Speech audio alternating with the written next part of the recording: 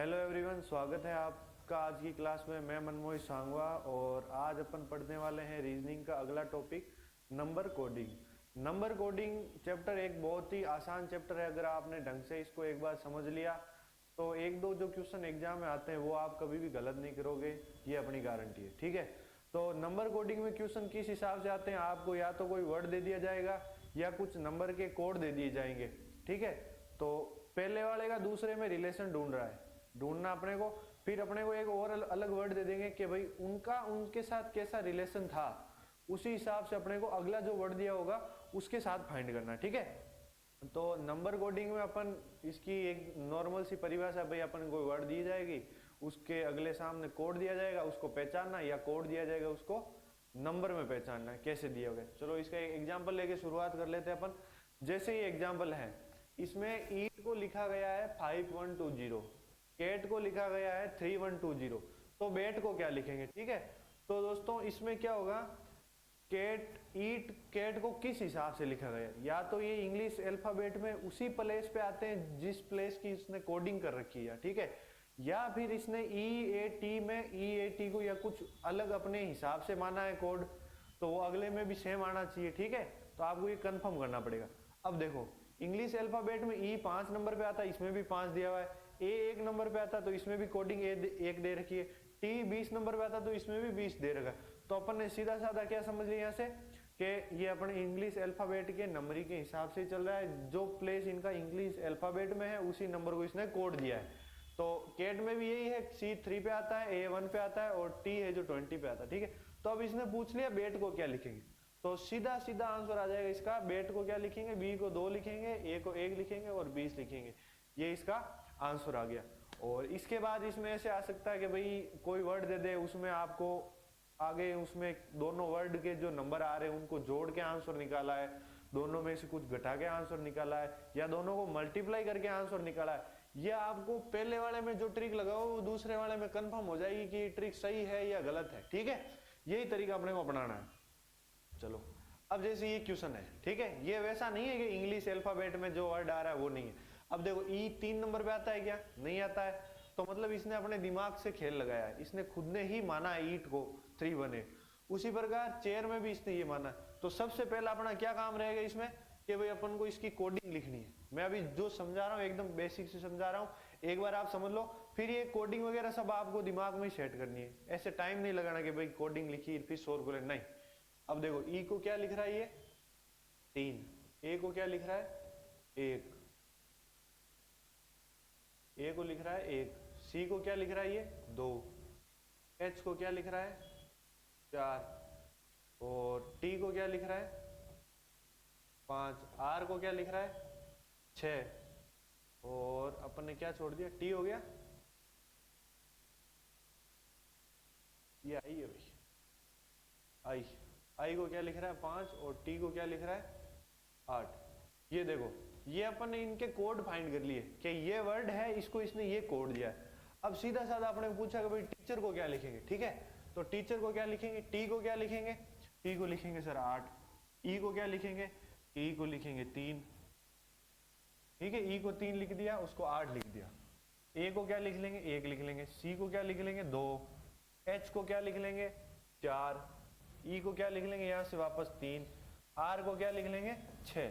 अब जो देखो ये आंसर आया ये सेम मिलेगा, जो इसमें कोडिंग दी गई है, जिस वर्ड को जो माना गया है वही अपन ने कोडिंग को लेते हुए चलाए और इस आंसर निकाला इसका। तो देख लो ये दूसरा टाइप हो गया। ठीक है, पहला अपन ने पढ़ लिया था जो इंग्लिश अल्फाबेट के हिसाब से हो सकता है, दूसरा टाइप हो गया ये। अब इसमें कई बार क्वेश्चन ऐसे आ जाते हैं, आपको एक टेबल बना के देंगे, उसमें ऊपर लेटर दे देंगे, नीचे डिजिट दे देंगे कि इस लेटर को हमने ये माना है, या वो इंग्लिश अल्फाबेट में इस नंबर पे आता है। अल्फाबेट जरूरी नहीं है कि लेफ्ट टू राइट चले, राइट टू लेफ्ट भी चल सकता है। A को 26 मान लिया, B को 25 मान लिया, Z को 1 मान लिया, Y को 2 मान लिया, वैसे भी अल्फाबेट चल सकती है, इसका आपको ध्यान रखना है। ठीक है, अब जैसे ये एग्जाम्पल है, ठीक है, कब को इसने क्या लिखा है 40। अब आप कहोगे सर ये कैसे हो गया, वर्ड 3 है और माना इसने 2 डिजिट है। ठीक है, अब इसमें मैंने आपको शुरुआत में क्या बताया था, जोड़ना भी पड़ सकता है, घटाना भी पड़ सकता है, कुछ भी करना पड़ सकता है इसमें। ठीक है, तो अब देखो इसने कब को माना है 40, तो अपन सबसे पहले इनकी जो प्लेस वैल्यू है, जो जिस नंबर पे ये अल्फाबेट में डिजिट आती है वो सबसे पहले अपने को नोट डाउन करनी है। सी कितने नंबर पे आता है? 3 नंबर पे। यू कितने नंबर पे आता है? 21 पे। पी कितने नंबर पे आता है? 16 पे। सही है, ठीक है।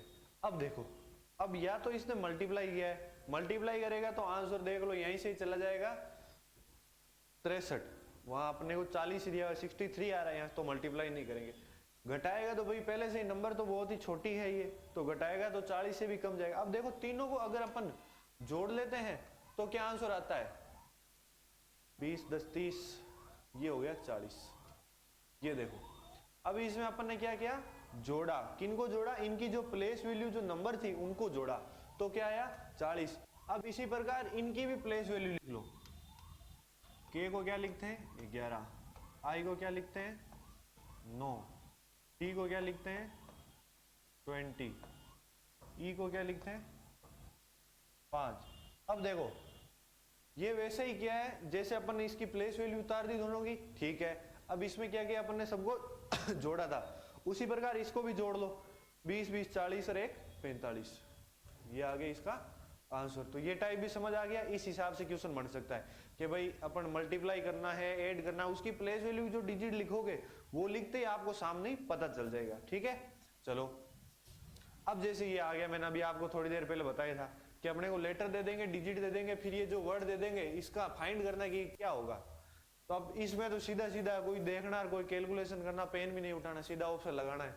एल को क्या लिखा इसमें देख लो, एल को लिखा 4, जी को क्या लिखा 8, एक्स को क्या लिखा इसने 7, क्यू को क्या लिखा इसने 0, एफ को क्या लिखा इसने, एफ कहाँ गया 5, एम को क्या लिखा है 2।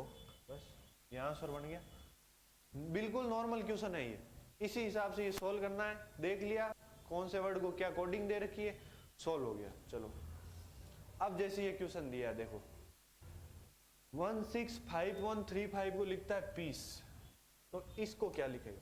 अब शुरुआत कर लो भाई, अल्फाबेट के हिसाब से नंबरिंग दे रहा है, एडिशन सब्ट्रैक्शन मल्टीप्लाई किया गया। सबसे पहले देखो इसमें दे रहेगा 1 पे पी आता है, अगर पूरा 16 ले तो ये देखो पी जो है इंग्लिश अल्फाबेट में पी की प्लेस वैल्यू क्या होती है 16। तो एक बार ये अपन लिख के चलते हैं, पी को क्या मान लिया इसने 16, फिर ई को ये मान रहा है 5, बिल्कुल सही है, इंग्लिश अल्फाबेट में भी पी 5 पर आता है। ए को 1 मान लिया, एकदम सही है, और सी को मान लिया इसने 3, एकदम सही है, ई को वापस इसने 5 मान लिया, ठीक है। अब देखो अगर ये इसको लगातार चल रहा है, अब अपने को नंबर दे दिया, अब देखो अपन आप कहोगे सर एक एक ले, दो दो ले, तीन तीन ले, ऑप्शन पे डिपेंड करेगा। इसके ऑप्शन ये भी बन सकते हैं, देखो मैं ऑप्शन दे देता हूं आपको,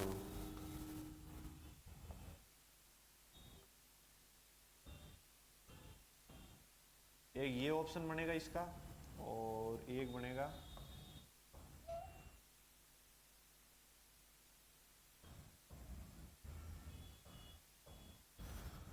ऑप्शन दे रहा हूं मैं आपको,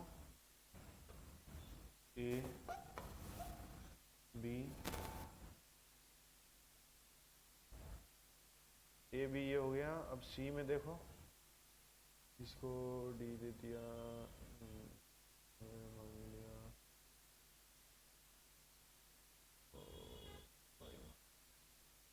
अब देखो, अब मैंने जैसे 3 ऑप्शन लिखे हैं आपके सामने, अब आप बताओ इनमें से सही कौन सा होगा। कि सर आपने 3 ऑप्शन तो दे दिए, तीनों ही सही हो रहे हैं, बिल्कुल तीनों सही है, कोई दिक्कत नहीं है। अब देखो जैसे अपन सिंगल डिजिट ले, 4 को ले लिया तो डी हो गया, 1 को ले लिया तो ए हो गया, 3 को ले लिया तो सी हो गया, 2 को ले लिया तो बी हो गया, 5 को ले लिया तो ई हो गया, मतलब ये ऑप्शन सही है। आपको एग्जामिनर क्वेश्चन में ऐसे एक साथ बनने वाले क्वेश्चन में ऑप्शन नहीं देगा, वो एक ही ऑप्शन देगा, चाहे वो किसी भी तरीके से सोल्व हो, वो एक ही ऑप्शन देगा आपको, ठीक है। तो ये ध्यान रखना आपको। अब देखो जैसे मैंने डबल ले लिया, डी को ले लिया 4, 13 पे एम आता है तो अलग ले लिया, और 2 पे बी आता है, 5 पे ये आता है, ये ले लिया। एक बार मैंने ले लिया 4 पे डी आता है, 13 पे एम आता है, और 25 पे वाई आता है, ये ले लिया। अब मैंने तीनों तरीके से ले लिए, तीनों ऑप्शन सही है, पर अपने को ध्यान क्या रखना है, क्वेश्चन में इसने कैसे लिया था, डबल डिजिट भी ली थी, सिंगल भी ली थी, तो अपने को मिक्सर करके लेना, तो इसका ऑप्शन ए सही हो जाएगा, ठीक है। अब जैसे ये क्वेश्चन है, इसने 8 को लिखा है 20 और बेट को लिखा है 40, तो सबसे पहले इनकी प्लेस वैल्यू लिखनी है। क्या करना है, प्लेस वैल्यू। ए को क्या लिख दिया, ए कितने पे आता है 1, टी कितने पे आता है 20 पे, और अब इसमें बेट बी को देख लो क्या लिखते हैं 2, 1, t को 20।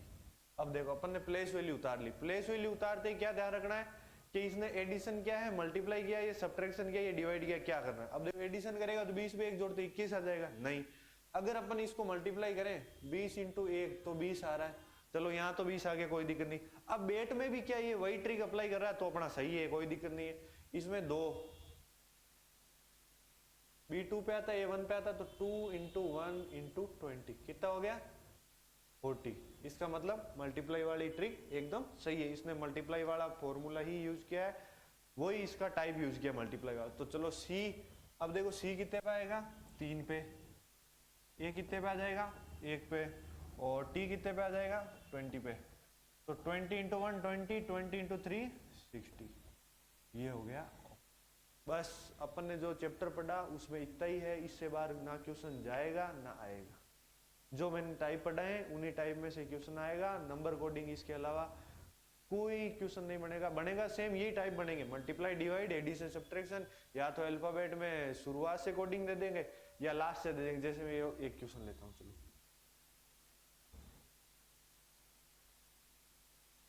AMZ को वो लिखता है 26 131, तो BMY को क्या लिखेगा। अब देखो A को क्या लिख रहा है 26, M को 13, Z को ये, या इसका क्रॉस भी कर सकते हो, A को A लिखा, Z आगे लिख दिया, M बीच में। तो B को क्या लिखेगा 2, Y को क्या लिखेगा 25, M को क्या लिखेगा 13। ये सबसे आसान ट्रिक है आपके लिए, कोई दिक्कत नहीं आएगी इसमें। तो मान लो आपको ABCD याद करनी पड़ेगी, याद तो करनी ही है कि A को सबकी पोजीशन याद करनी है, कौन सा वर्ड कौन से प्लेस पे इंग्लिश अल्फाबेट में आता है ये आपको याद करनी है, दिमाग में सेट रखना है। जब भी आपको कोई अल्फाबेट पूछ ले A कितने पे आता है, M कितने पे आता है, P कितने पे आता है, तो ये आपको ध्यान रखना है, ठीक है। तो इसी में देख लो BMY को, B को क्या लिख रहा है 25, ठीक है, कोई दिक्कत नहीं है, क्यों A आ रहा है 26 पे तो B 25 पे आएगा, ऑब्वियसली सीधी बात है। तो B को इसने ये क्रॉस वाला आप ट्राई कर लो, ये भी ठीक है। अगर ये करना चाहो तो ये भी ठीक है, दोनों ही ठीक है। तो मैं आपको ये पूरा चैप्टर आज कंप्लीट करवा दिया है नंबर कोडिंग का, तो इससे बार इसमें कोई क्वेश्चन बनेगा नहीं। और सारे टाइप मैंने एक एक करके आपको समझा दिए किस किस बेस पे क्वेश्चन बन सकता है। एक ये बन गया, एक एडिशन का बन जाता है, सब्ट्रैक्शन का बन जाता है, पर सब्ट्रैक्शन के ज्यादातर एग्जाम में पूछते नहीं, एडिशन या मल्टीप्लाई का पूछते हैं, या प्लेस वैल्यू चेंज कर देते हैं, या उसको अपने मन से कुछ मान लेता है, बस इसी टाइप के क्वेश्चन बनते हैं। तो आशा करता हूँ आपको ये चैप्टर समझ आ गया होगा। जल्दी मिलेंगे अगली क्लास में बहुत ही एक बेहतरीन टॉपिक के साथ और बेहतरीन तरीके की तैयारी के साथ, ठीक है। धन्यवाद।